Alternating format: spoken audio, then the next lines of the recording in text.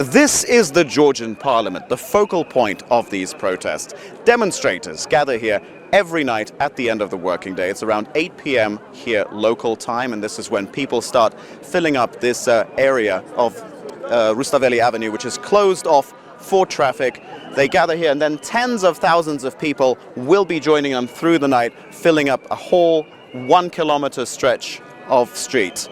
And police establish a cordon beforehand on those two side streets to the right and to the left of Parliament. Now protesters go right up to the police lines, chanting and shouting and pointing laser pens, and police don't respond. And this continues for several hours. And then come the fireworks, the weapon of choice for demonstrators. Now we've seen protesters toss those fireworks over those barricades. This is exactly what is happening right now. And then police bring out armored trucks and riot units from the back and from Liberty Square down the south end of the street.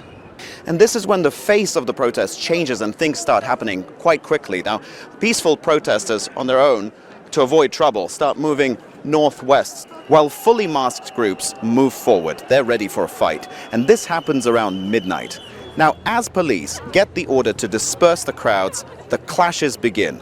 They move in, securing the perimeter and grabbing anyone who stays in their way. Now, masked men with no insignia, we've seen them come in from the flanks and engage in groups. Dozens of protesters end up in hospital or detained, or both.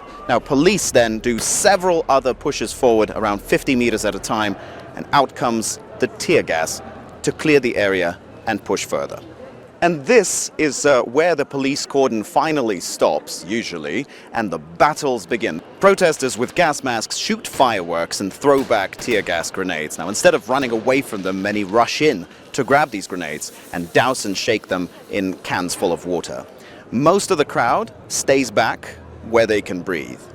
Now, hours later, protesters are worn out. Most of them will have already left. And the air here becomes basically unbreathable from all of the fumes. Meanwhile, police bring out even more reserves. They patrol these nearby streets and grab anyone they can find. Finally, in the early hours of the morning, the last protesters are pushed back here to Republic Square, where they head home only to return again the following night, because there is no dialogue between the sides.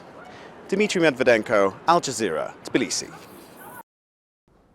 Make sure to subscribe to our channel to get the latest news from Al Jazeera.